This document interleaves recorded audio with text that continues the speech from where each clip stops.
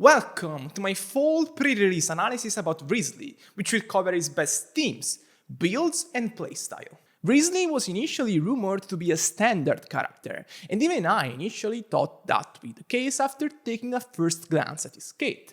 But reality has luckily proven those rumors to be wrong. What is left to see is if Wriothesley's kit potential is worthy of a limited unit or not. If New Yet's kit is rather straightforward, Wriothesley's hides a lot of depth in it. At a glance it's pretty simple however, as the main draw of his kit is the amplification he gets on elemental skill activation for his normal attacks, which works exactly like Yumiya and Wanderer's elemental skills.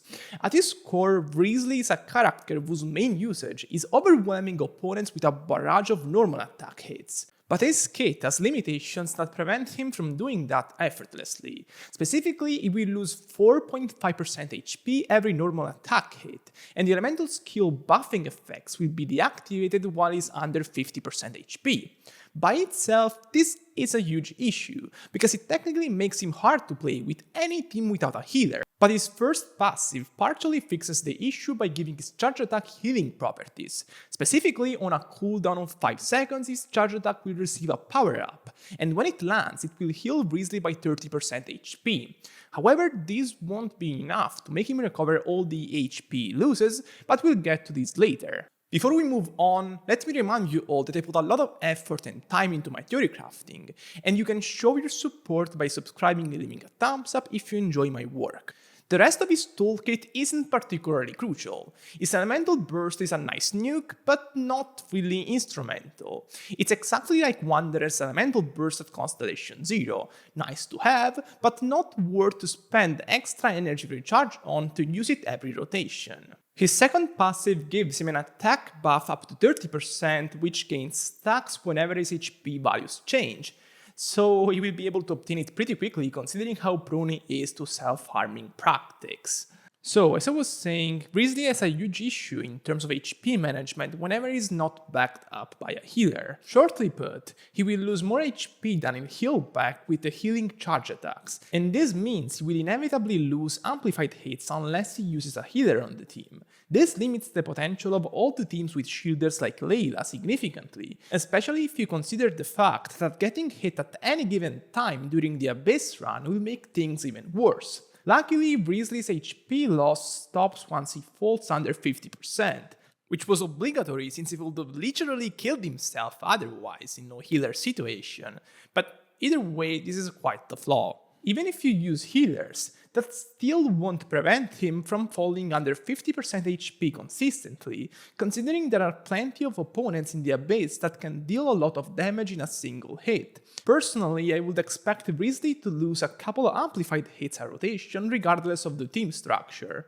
This is a flaw characters like Yumiya and Wanderer never had, so Wriothesley's positives will have to make up for it. Technically, he already has an advantage over them, thanks to the interruption resistance effects he gets during his elemental skill duration, but honestly this HP thing seems just as frustrating as no interruption resistance to play around. Moving on, let's take a look at his builds.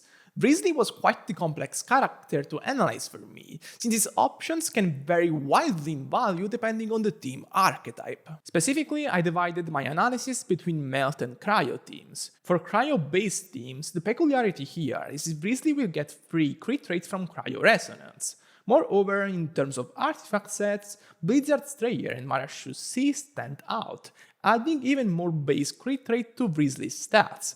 Other than these two options, which are the clear best, Wriothesley also has nice alternatives such as the Shimenawa and the Echoes artifact set, although they do come with some constraints, like inability to function well in scenarios where he bursts every rotation for Shimenawa and lack of charge attack buffs for the Echoes set.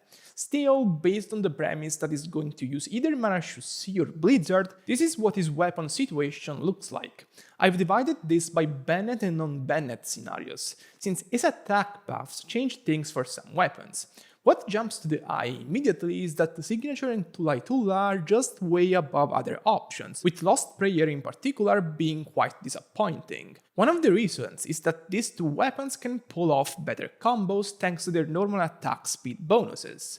While this is more applicable in scenarios where Wriothesley can purely spam normal attacks, so healer scenarios, the additional attack speed will always allow these weapons to use 1 or 2 additional normal attacks, so they will always have an advantage by default. Moreover, crit rate weapons like Lost Prayer are just penalized due to average stat distribution, which makes it unlikely for builds to avoid crit rate stats completely and uniquely favor Lost Prayer that way. The result is that Wriothesley's weapon situation doesn't look particularly great unless you have some of the cherished limited options. Although the new entry free-to-play option Blue Ballad performs decently, as it allows Wriothesley to burst every rotation thanks to its energy recharge effect.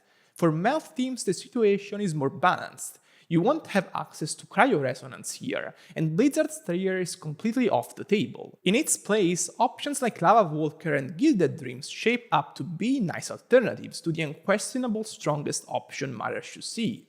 Echoes and Shimenawa still hold strong thanks to their flexible effects. I'm just considering Bennett's scenarios here, since all the Melt teams I've analyzed include him. The nice thing about this scenario is that the options that were previously quite weak now stack up pretty well. Widset does better, because all of its 3 possible passive buffs are useful for Wriothesley here, while Lost Prayer does better because there is more room for crit rate buffs on Melt teams. A peculiarity about Melt teams is that Elemental Mastery is very valuable here for Wriothesley, as it decisively surpasses attack in terms of stat priority, specifically thanks to Bennett's impact as an attack buffer. In terms of builds as a whole, excluding the Elemental Mastery stance for Melt teams, Wriothesley is pretty simple. Just go for offensive stats and ignore the energy recharge all the way, since using his Elemental Burst every rotation just isn't worth it unless you have an energy recharge weapon like Blue Ballad. Talking about his best team options now, he doesn't really have an archetype he prefers by default through his kit. He's a pretty basic damage dealer, so there is nothing like Ayaka preferring Freeze because it makes her burst much more consistent here. In terms of supports, one would maybe expect Shenhe to be a must-have, but in reality this scenario is quite varied, and there are a lot of units that can make an excellent case to be Wriothesley's best partner. As a whole, after calculating him a lot, I realized that most of his teams are evenly matched. Anyway, while he's nowhere near as limited as Ayaka positioning-wise, there are some technicalities that make him clunkier in some specific setups.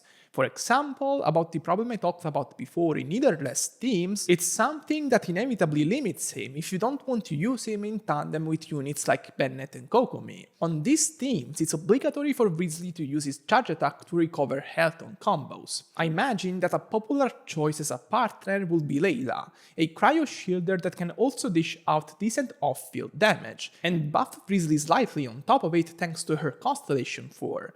She's legitimately a pretty great option at a glance, because she combines some of the best shielding capabilities in the game with some unexpectedly decent off-field damage for a shielder, which goes even higher if you combine her with characters like Shenhe. Either way, the problem of no healing does have an impact on Wriothesley, and while it's not an issue during the first rotation if you don't get hit, it is probably noticeable from the second rotation onwards, and definitely noticeable if your shield ever gets shattered at any moment during the Abyss. This is important. Since you can't just heal back freely in the Abyss, every rotation after the very first will be subjected to these problems. While you could argue that you can use healing cards to fix this, that means you're not picking the juicy offensive cards, so it's still a damage loss. Anyway, even in a scenario that I think is realistic, so a scenario where you receive a bit of damage during the whole Abyss run, a team with Layla doesn't perform too badly. It's a pretty tight rotation, but you have to make sure you use Layla's shield right before Wriothesley's on-field window, since it will last just for 12 seconds and you have to maximize the time it protects your main damage dealer here, especially considering it won't even be able to last for his entire window this way, but rather it will leave him exposed for some seconds.